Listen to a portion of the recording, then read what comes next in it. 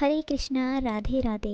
दोस्तों, आज की ये वीडियो बहुत ही खास होने वाली है क्योंकि इस वीडियो में हम जानेंगे एक ऐसे स्थान के बारे में जहाँ पर मात्र 4 पैरों में पूरी शादी मान्य हो जाती है। जी हाँ, हम बात करने वाले हैं राजस्थान के लोक देवता बाबूजी राठौर के बारे में। दोस्तों, हैरानी की बात तो ये है कि आखिर ऐसा क्या हुआ था कि राजस्थान में सभी लोग 4 फेरों में शादी संपन्न करवा देते हैं। चलिए शुरू करते हैं बिना किसी देरी के। दोस्तों, बापूजी का जन्म जोधपुर जिले के कोलूमंड नामक गांव में हुआ था। दोस्तों, जोधपुर रियासत में एक राजा हुए जिनका नाम राव दुहड़जी था और राव दुहड़जी के छोटे भाई का नाम धांधलजी था। बापूजी इन्हीं धांधलजी के पुत्र थे। बापूजी की माता का नाम कमलादे था, इनकी पत्नी का नाम फूलंदे था तथा इनके मित्र चंदा और डामा नाम के 2 भील भाई भी थे। ऐसा कहा जाता है कि बाबूजी को जन्म देने वाली माता एक अप्सरा थी तथा बाद में उनकी परवरिश कमलादे ने की थी, इसलिए कमलादे को ही बाबूजी की माता के रूप में जाना जाता है। दोस्तों, इसी संदर्भ में एक कथा प्रचलित है जो कि इस प्रकार है। एक बार एक स्वर्ग की अप्सरा रात के समय मारवाड़ की धरती पर विचरण कर रही थी। वहीं पास में एक तालाब था। अप्सरा की तालाब में स्नान करने की इच्छा हुई तो वह उसमें स्नान करने लगी। उसी समय धांधल जी अपने घोड़े पर सवार होकर उधर से जा रहे थे। उन्होंने उस अप्सरा को देख लिया और वह उसके पास चले गए। अप्सरा ने जब धांधल जी को देखा तो वह उनसे बोली, मैं एक स्वर्गलोक की अप्सरा हूँ। हम धरती पर लोगों की नज़रों से बचकर विचरण करते हैं। यदि हमें कोई देख लेता है तो हमारी स्वर्गलोक वापस जाने की शक्ति समाप्त हो जाती है। अब आपने मुझे देख लिया है, इसलिए मैं स्वर्गलोक वापस नहीं जा सकती। अब मैं इस धरती पर कहाँ रहूँगी। धांधल जी बोले, आप मुझसे विवाह करके मेरे महल में आ जाइए और मेरे साथ रह सकती हैं। अप्सरा ने कहा, मैं आपसे विवाह करने के लिए तैयार हूँ, लेकिन मेरी 2 शर्तें होंगी। पहली शर्त ये कि आपको मुझे मेरा महल अलग से बनाकर देना होगा और मेरी दूसरी शर्त ये है कि मेरे उस महल में मेरी आज्ञा के बिना कोई भी प्रवेश नहीं करेगा और आप भी नहीं।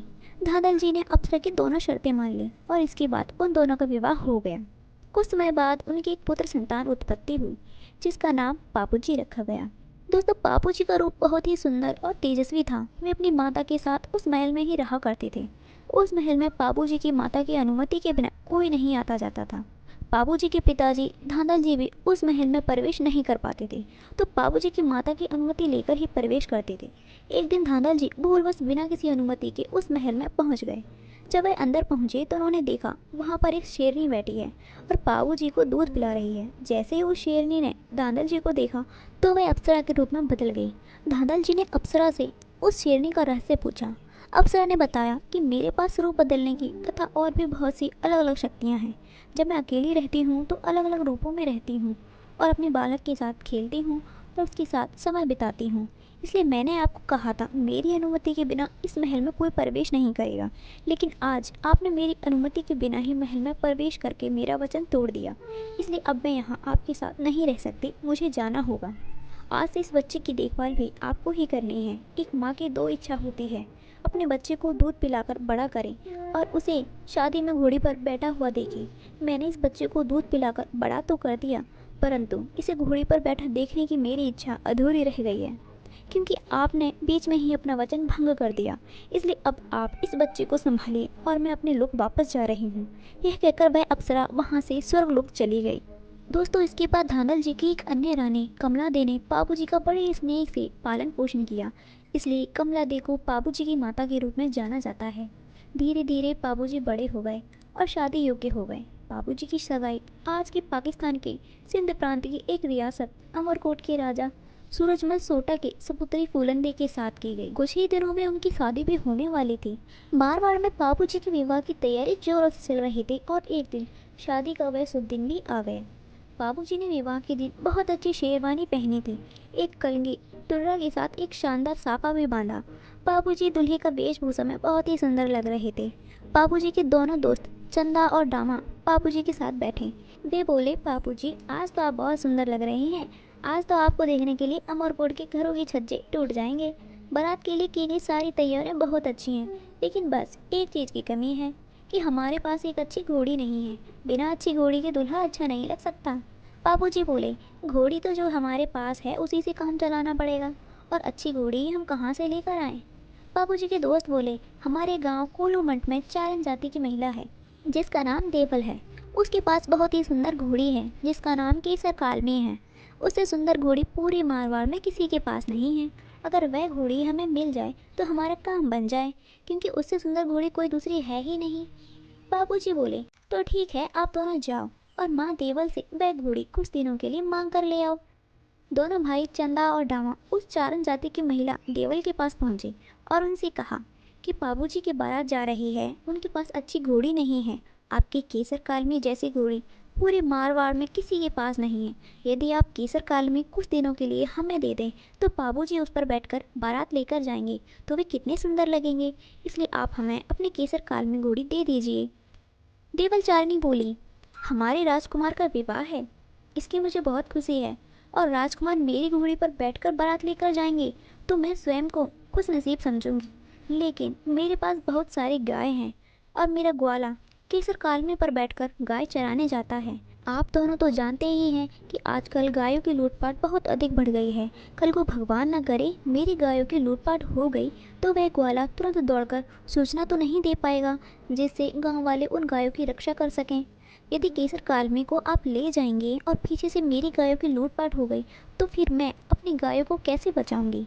यह सुनकर दोनों भाई निराश होकर वापस लौट आए और उन्होंने बाबूजी को बताया कि देवलचारिणी ने यह जवाब दिया है। उनकी बातें सुनकर बाबूजी स्वयं देवल के पास पहुंचे और उनसे कहा कि आप मुझे केसर कालमी दे दीजिए, मैं आपको आपकी गायों की रक्षा का वचन देता हूँ।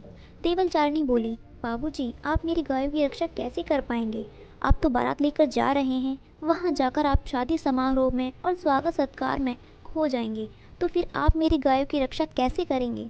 बाबूजी बोले, मैं आपको वचन देता हूँ, मैं यहाँ से बारात लेकर जा रहा हूँ, और यदि मुझे रास्ते में यह समाचार मिला कि आपकी गायों की लूट हो रही है तो मैं आपकी गायों की रक्षा करने के लिए बीच रास्ते से वापस आ जाऊँगा।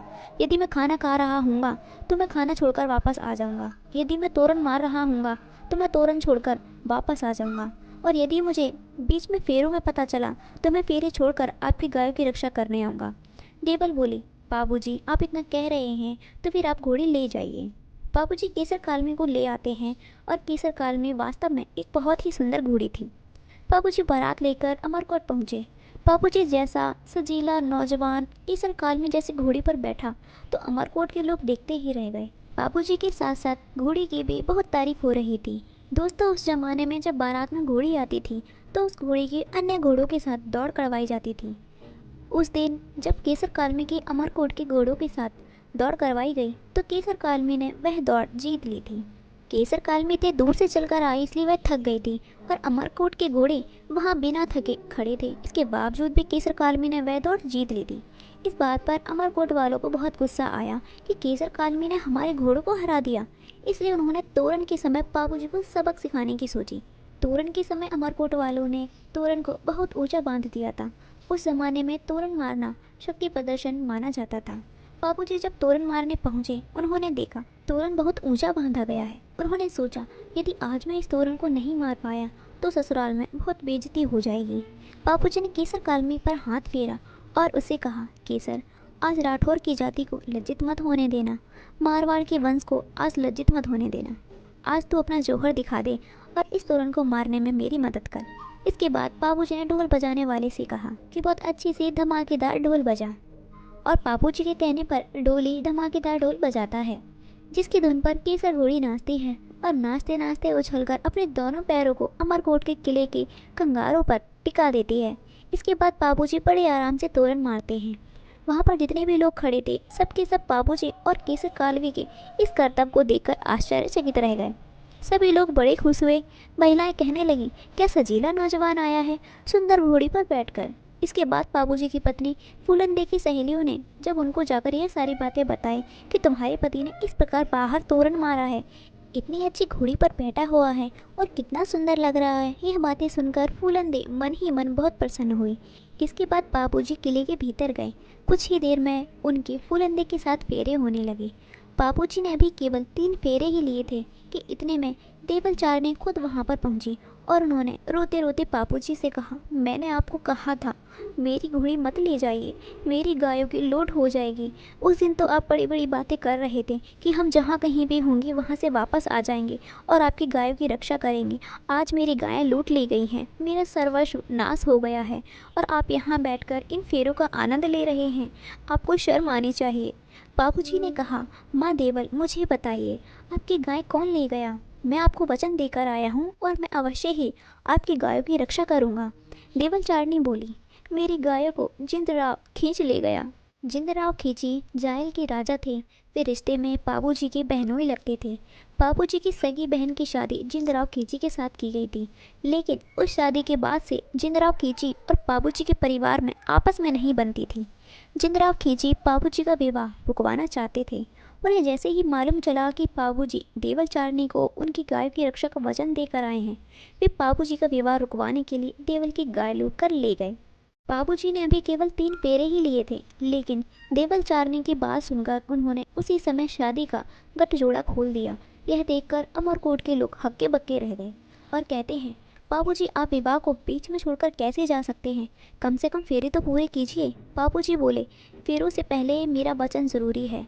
मैं माँ देवल को वचन देकर आया था कि यदि फेरों के बीच भी मुझे इन गायों की रक्षा करने के लिए जाना पड़ा तो मैं अवश्य जाऊँगा। इसलिए मैं अपना वचन निभाने अवश्य जाऊँगा, नहीं तो आगे से कोई भी राठौरों के वचन पर विश्वास नहीं करेगा। यह कहकर बाबूजी उसी समय रवाना हुए और जिंदराव खींची का पीछा करते हैं। मार्ग में देचू नाम का एक गांव पड़ता है। वहां पर बाबूजी और जिंदराव खींची के बीच घमासान युद्ध हुआ। बाबूजी इस युद्ध में देवल चारने की गायों को बचा लेते हैं और उन्हें अपने कुछ सैनिकों के साथ वापस देवल पहुंचा देते हैं। इस युद्ध में बाबूजी लड़ते हुए वीर गति को प्राप्त हो जाते हैं। एक ऐसा योद्धा जो अपने वचनों की रक्षा के लिए अपनी शादी के फेरों के बीच में से उठकर आ गया था और गायों की रक्षा करते हुए जिसने अपने प्राणों को न्यौछावर कर दिया था, ऐसे वीर योद्धा को राजस्थान में लोक देवता के रूप में पूजा जाता है। बाबूजी ने अपने विवाह में केवल 3 ही फेरे लिए थे, इसलिए उस दिन के बाद से आज भी राजस्थान की शादियों में 7 की जगह केवल 4 फेरे ही लिए जाते हैं, क्योंकि राजस्थान के लोगों की मान्यता है कि ब्याह में 3 फेरे तो बाबूजी ने ले ही लिए थे, इसलिए जो बचे हुए 4 फेरे हैं वही विवाह में लिए जाएंगे। दोस्तों, ये थी आज की हमारी कहानी बाबूजी राठौर की। तो आपने इस वीडियो में जान ही लिया कि आखिर राजस्थान की शादियों में 4 फेरे क्यों लिए जाते हैं। दोस्तों, अगर आपको ये जानकारी पहले से पता थी हमें कमेंट में अवश्य बताएं। और हाँ, जितने भी लोग राजस्थान से हैं उन्हें तो इस मान्यता के बारे में पहले से ही पता होगा, तो हमें कमेंट में अवश्य बताएं। अगर वीडियो पसंद आया है तो लाइक शेयर करना बिल्कुल ना भूलें। दोस्तों, अगर आप हमारे चैनल पर पहली बार आए हैं तो अभी हमारे चैनल को सब्सक्राइब करके नोटिफिकेशन ऑन ज़रूर कर लें, ताकि आपको आने वाली सभी वीडियो समय पर मिलती रहे। वीडियो में अंत तक बने रहने के लिए धन्यवाद।